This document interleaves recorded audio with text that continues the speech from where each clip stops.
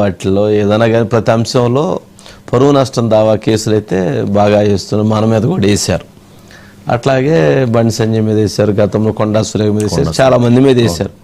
సరే, కోర్టుకి వెళ్ళటం, కోర్టు ద్వారా తమ అభ్యంతరాలు తెలియజేయటం, తమ పరువు నష్టం దావా వేయటంలో ఎటువంటి తప్పేం లేదు. ఎందుకంటే వాళ్ళు జస్టిస్ని కోరుకునేటప్పుడు అంతవరకు బాగానే ఉండదు. కానీ ఆఫీసుల మీద దాడులు రావటం, జనం మీద దాడులు పోవటం, ఇట్లాంటివి మీడియా స్వేచ్ఛ హరించేటువంటి ప్రయత్నం చేయటం అవి తప్పు. ఇది రైటే. బట్ దానికి బండి సంజయ్ గారు గతంలో చేసినటువంటి ఏవైతే ఉన్నాయో ఆ ఎలిగేషన్స్ని దృష్టిలో పెట్టుకొని ఇది చేశారు. మరి ముఖ్యమంత్రి గారికి పంపించారు లేదో నాకు తెలియదు. ముఖ్యమంత్రి గారు కూడా ఎందుకంటే చాలా ఘాటుగానే మరి మాట్లాడారు. మరి ముఖ్యమంత్రి గారికి ఎందుకు పంపలేదంటారు? రేవంత్ రెడ్డి గారికి కూడా పంపించాలి కదా, ఎందుకు పంపలేదంటారు? అధికారం అట్లా అయి ఉండదు, ఏదో మరి అంటే చూడాలి అదేంటి అనేది. పంపించారేమో, మళ్ళీ ఒకసారి చెక్ చేసుకుందాం. అజిత్ గారు, బండి సంజయ్ గారు మాట్లాడినట్టున్నారు ఇప్పుడే కొద్దిసేపు క్రితం. బయట ఉందా? ఫీజు రీయింబర్స్మెంట్ ఏంటండి మొత్తానికి మొన్నే కదా బండి సంజయ్ గారు కనిపిస్తే కేటీఆర్ గారు పోయి పలకరించి వచ్చారు, హాయ్ బాయ్ అని చెప్పి వచ్చారు. మళ్ళీ అంతలోనే మళ్ళీ పరువు నష్టం దావా చేశారు. ఇదేదో భలే ఉందే. వంశీ గారు అంటే పలకరింపులే. అదేవిధంగా తన పరువు నష్టం దావాలకు సంబంధించి ఆ సబ్జెక్టే వంశీ గారు. ఎందుకంటే కేటీఆర్ గారు ఇప్పటివరకు రాజకీయ నాయకులు అందులో కేటీఆర్ స్థాయిలో పార్టీలో ఉన్న అధ్యక్షులు గాని, అగ్రనేతలు గాని అందరిలో కూడా దాదాపు హైయెస్ట్ పరువు నష్టం దావాలేస్తుంది కూడా కేటీఆర్ వంశీ గారు. ఎందుకంటే గతంలో కొండా సురేఖ చాలా సీరియస్ అయింది. 100 కోట్ల పరువు నష్టం దావా అది ఆల్రెడీ కోర్టులో నడుస్తుంది. సురేఖకు నోటీసులు వెళ్ళినాయి. అదేవిధంగా రేవంత్ రెడ్డి మీద దాదాపు 2 సార్లు వేశారు వంశీ గారు. ఆయన పిసిసి ప్రెసిడెంట్ గా ఉన్నప్పుడు డ్రగ్స్ కు సంబంధించి కేటీఆర్ మీద చేసిన కామెంట్స్ మీద వేశారు. అదేవిధంగా ఈ మధ్య కాలంలో ముఖ్యమంత్రి అయిన తర్వాత కూడా ఈవెన్ ఫోన్ ట్యాపింగ్ మీద చేసిన కామెంట్స్ మీద కూడా మళ్ళీ వేశారు వంశీ గారు.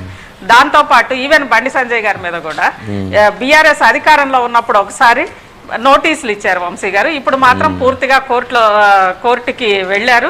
దీనికి సంబంధించి డిసెంబర్ 15న హీరింగ్ కూడా ఉంది. ముఖ్యంగా ఫోన్ ట్యాపింగ్ కి సంబంధించి ఆయన బయటకు వచ్చి ఆయన మాట్లాడడం ద్వారా మీడియా ఛానల్స్, అదేవిధంగా గూగుల్, యూట్యూబ్ ఇవన్నీ కూడా వాటిని క్యారీ చేయడం ద్వారా తనకి పరువు నష్టం కంటే కూడా ముందు వ్యక్తిత్వ హననం కూడా. ఎందుకంటే ఆయన ఉన్న హోదాలో బండి సంజయ్ గారు మాట్లాడితే ఖచ్చితంగా జనాలు ప్రభావితం అయ్యే అవకాశం ఉంది కాబట్టి తన వ్యక్తిత్వానికి పూర్తిగా హననం కలిగింది కాబట్టి ఖచ్చితంగా దాని మీద 10 కోట్ల రూపాయలు పరువు నష్టం అని చెప్పి వేశారు వంశీ. అంటే బండి సంజయ్ గారి మీద 114 కేసులు ఏం పెట్టినట్టున్నారండి. అవును అవును. మరి ఆయన ఎన్ని వేయాలి? ఆయన గతంలో ఎన్ని తిట్టారు? ఆయన ఎన్ని ఫైట్ చేయాలి? సరే చూద్దామండి. నెక్స్ట్ వైపు జంపింగ్ ఎమ్మెల్యేల ఎపిసోడ్, మరోవైపు జూబ్లీ హిల్స్ బైపోల్. ఏంటండి మొత్తానికి జంపింగ్ ఎమ్మెల్యేలు ఏమన్నా పోయి అసలు వాళ్ళది ఆశ్చర్యకరంగా ఉంది. ఈ దేశ రాజకీయాల్లో నేను ఎప్పుడు ఇట్లాంటి విచిత్రమైనటువంటి, వినూత్నమైనటువంటి, ఆశ్చర్యకరమైనటువంటి ఇలాంటి సంఘటన అయితే నేను చూడాల. ఫస్ట్ టైం అనుకుంటా. వాళ్ళు కాంగ్రెస్ పార్టీ జెండాలు కప్పించుకొని జాతీయ జెండా కప్పించుకున్నామని చెప్పని పోయి చెప్పారంటే అసలు మామూలుగా సినిమాలో మహేష్ బాబు చెప్తాడు, ఎవడు కొడితే మైండ్ బ్లాంక్ అయిందంటే వీళ్ళు కొడితే మామూలు ప్రజలకు అట్లా అయింది. మామూలు ప్రజలు కొడితే అవ్వాలి.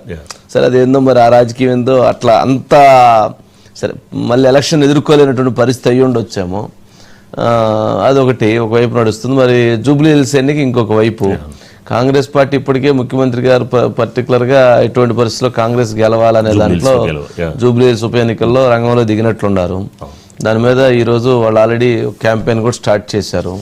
అట్లాగే కవిత గారు ఏమైనా వెళ్ళి పి జనార్దన్ రెడ్డి గారి కుమారుడు విశ్వనాథన్ రెడ్డిని భేటీ అయ్యారు. మరి అతన్ని కంటెస్ట్ చేయించాలి కవిత గారి పార్టీ తరఫున, జాగృతి తరఫున, లేకపోతే ఇంకొక ఏదైనా పార్టీ తరఫున చేయించాలని అనుకుంటున్నారేమో. మరి ఎన్ని చూస్తా ఉంటే చాలా ఆశ్చర్యకరంగా ఉన్నాయి. ఏంటి అజిత్ గారు, ఏం జరగబోతుంది? జగదీష్ రెడ్డి మాట్లాడిన బయట అజిత్ గారు ఏం జరగబోతున్నాయి? వంశీ గారు, ఒకటి సరే జంపింగ్ ఎమ్మెల్యేలకు సంబంధించి వాళ్ళు జాతీయ జెండా కప్పుకున్నాము, నియోజకవర్గానికి నిధులకు సంబంధించి సీఎం గారిని కలిసాము.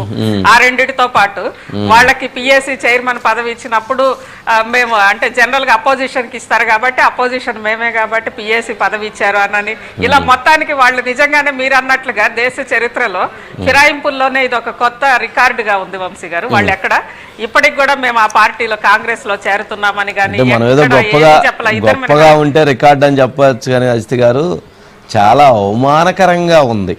ఎస్ వంశీ గారు, అవును. బీఆర్ఎస్ పార్టీ వాళ్ళు విమర్శిస్తున్న విమర్శల్లో ఎక్కడ తప్పు లేదు. ఎందుకంటే అంత అవమానకరంగా ఉంది. అంటే అంత అది ఎలా రాజకీయంగా దాన్ని ఎలా చూడాలా, ఎలా దాన్ని ఫైట్ చేయాలో తెలియదు కానీ బట్ అది కొద్దిగా అయితే ఇబ్బందికరంగానే ఉంది వాళ్ళకి.